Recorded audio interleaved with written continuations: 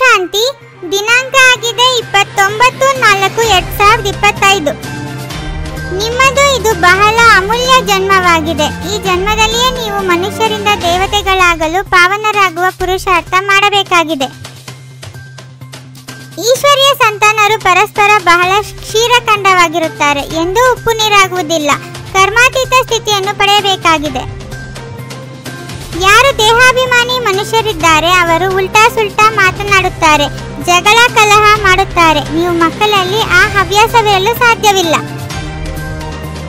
ಸಾಧು ಸಂತ ಮೊದಲಾದವರು ಕುಳಿತು ಶಾಸ್ತ್ರಗಳನ್ನು ಓದುತ್ತಾರೆ. ಈ ತಂದೆಯಂತೂ ಯಾವುದೇ ಶಾಸ್ತ್ರವನ್ನು ಓದಿ ತಿಳಿಸುವುದಿಲ್ಲ. ನಿಮ್ಮನ್ನು ಈ ವಿದ್ಯೆಯಿಂದ ಮನುಷ್ಯರಿಂದ ದೇವತೆಗಳನ್ನಾಗಿ ಮಾಡುತ್ತಾರೆ. ಇಲ್ಲಿರುವವರು ಮನುಷ್ಯರೇ, ಆದರೆ ಹೇ ಪತಿತ ಪಾವನ ಬನ್ನಿ ಎಂದು ಇಲ್ಲಿರುವವರು ಕರೆಯುತ್ತಾರೆ. ಇದಂತೂ ನಿಮಗೆ ತಿಳಿದಿದೆ. ದೇವತೆಗಳು ಪಾವನರಾಗಿದ್ದಾರೆ, ಉಳಿದಂತೆ ಎಲ್ಲರೂ ಅಪವಿತ್ರ ಮನುಷ್ಯರಾಗಿದ್ದಾರೆ. ತಮ್ಮನ್ನು ಆತ್ಮವೆಂದು ತಿಳಿಯಿರಿ, ತಂದೆಯನ್ನು ನೆನಪು ಮಾಡಿ, ಇದರಲ್ಲಿಯೇ ಪರಿಶ್ರಮವಿದೆ. ದೇಹಾಭಿಮಾನವಿರಬಾರದು. ಆತ್ಮವು ಅವಿನಾಶಿಯಾಗಿದೆ, ಸಂಸ್ಕಾರವು ಆತ್ಮದಲ್ಲಿಯೇ ಇರುತ್ತದೆ. ನೀವು ಬ್ರಾಹ್ಮಣಿಯರಾಗಿದ್ದೀರಿ. ನಿಮ್ಮನ್ನು ಮೊಟ್ಟ ಮೊದಲಿಗೆ ಶೂದ್ರರಿಂದ ಬ್ರಾಹ್ಮಣರು, ಬ್ರಾಹ್ಮಣರಿಂದ ದೇವತೆಗಳನ್ನಾಗಿ ಮಾಡುತ್ತೇನೆ. ಇದು ನಿಮ್ಮ ಅಮೂಲ್ಯ ವಜ್ರ ಸಮಾನ ಜನ್ಮವೆಂದು ಹೇಳಲಾಗುತ್ತದೆ. ತಮ್ಮನ್ನು ಆತ್ಮನೆಂದು ತಿಳಿದು ತಂದೆಯಾದ ನನ್ನನ್ನು ನೆನಪು ಮಾಡುತ್ತಾ ಇರಿ. ಇದು ಅಭ್ಯಾಸವಾದಾಗಲೇ ವಿಕರ್ಮಗಳು ವಿನಾಶವಾಗುತ್ತವೆ. ದೇಹಧಾರಿ ಎಂದು ತಿಳಿದಾಗ ವಿಕರ್ಮಗಳು ವಿನಾಶವಾಗುವುದಿಲ್ಲ.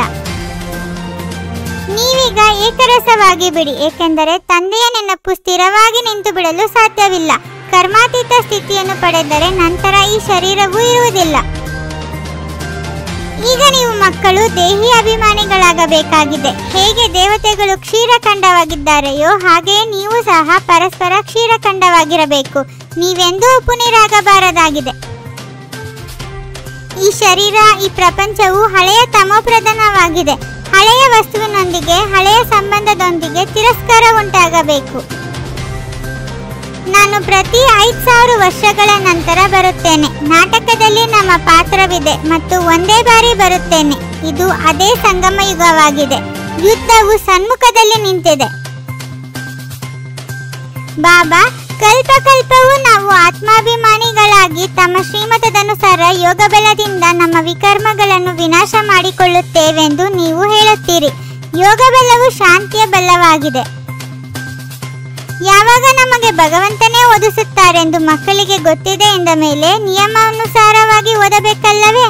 ಇಲ್ಲದಿದ್ದರೆ ಬಹಳ ಕಡಿಮೆ ಪದವಿಯನ್ನು ಪಡೆಯುತ್ತೀರಿ, ಬಹಳ ಶಿಕ್ಷೆಗಳನ್ನು ಅನುಭವಿಸುತ್ತೀರಿ. ಈಶ್ವರನು ತಿಳಿಸುತ್ತಾರೆ, ನಾನು ಪಾವನರನ್ನಾಗಿ ಮಾಡಲು ಸನ್ಮುಖದಲ್ಲಿ ಬಂದಿದ್ದೇನೆ. ನಾನಂತೂ ದಾತನಾಗಿದ್ದೇನೆ. ನೀವು ನನಗೆ ಕೊಡುತ್ತೀರೆಂದರೆ ನಾನು ಪ್ರತಿಫಲವಾಗಿ ಕೊಡುತ್ತೇನೆ.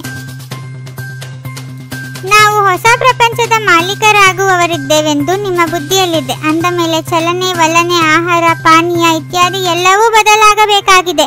ವಿಕಾರಗಳನ್ನು ಬಿಡಬೇಕಾಗಿದೆ. ಕೆಲವರು ಬಹಳ ಚೆನ್ನಾಗಿ ತಿಳಿದುಕೊಳ್ಳುತ್ತಾರೆ ಮತ್ತು ಈ ಜ್ಞಾನವು ಬಹಳ ಚೆನ್ನಾಗಿದೆ ಎಂಬುದನ್ನು ಬರೆಯುತ್ತಾರೆ.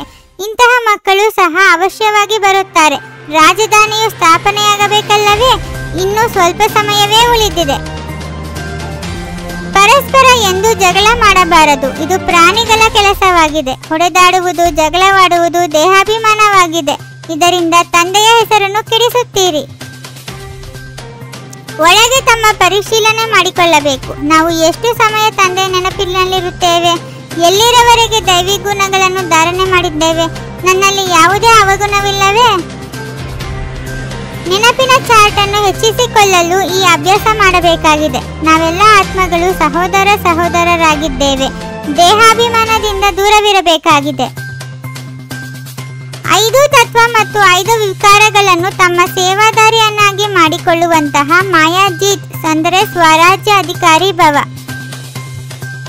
ಯಾವ ಗುಣ ಮತ್ತು ಶಕ್ತಿಗಳ ವರ್ಣನೆ ಮಾಡುವಿರಿ ಅದರ ಅನುಭವದಲ್ಲಿ ಮುಳುಗಿ ಹೋಗಿಬಿಡಿ. ಅನುಭವವೇ ಎಲ್ಲದಕ್ಕಿಂತ ದೊಡ್ಡ ಅಥಾರಿಟಿ ಆಗಿದೆ. ಸ್ವಯಂ ಅನ್ನು ತಂದೆಯ ಜೊತೆ ಕಂಬೈನ್ಡ್ ಎಂದು ತಿಳಿದುಕೊಳ್ಳುವುದರಿಂದ ವಿನಾಶಿ ಜೊತೆಗಾರರನ್ನಾಗಿ ಮಾಡಿಕೊಳ್ಳುವ ಸಂಕಲ್ಪವು ಸಮಾಪ್ತಿಯಾಗಿ ಬಿಡುತ್ತದೆ. ಏಕೆಂದರೆ ಸರ್ವಶಕ್ತಿವಂತ ಜೊತೆಗಾರರಾಗಿದ್ದಾರೆ. ಸರ್ವಶಕ್ತಿವಂತನ ಮುಂದೆ ಮಾಯೆಯ ಯಾವುದೇ ವ್ಯರ್ಥ ಸಂಕಲ್ಪಗಳು ನಿಲ್ಲಲು ಸಾಧ್ಯವಿಲ್ಲ. ಯಾರೇ ಶತ್ರು ಆಕ್ರಮಣ ಮಾಡುವ ಮೊದಲು ಒಂಟಿಯನ್ನಾಗಿ ಮಾಡುತ್ತಾನೆ, ಅದಕ್ಕೆ ಎಂದೂ ಒಂಟಿಯಾಗಬೇಡಿ. ಓಂ ಶಾಂತಿ. 21 ಜನ್ಮಗಳಿಗೋಸ್ಕರ 21 ಪರಮಾತ್ಮನ ಮಹಾವಾಕ್ಯಗಳನ್ನು ಆಲಿಸಿ ಹಾಗೂ ನಿಮ್ಮದೇ ಆದಂಥ ಈ ಚಾನಲ್ ಅನ್ನು ಲೈಕ್ ಮಾಡುವುದನ್ನು ಮರೆಯದಿರಿ. ಓಂ ಶಾಂತಿ.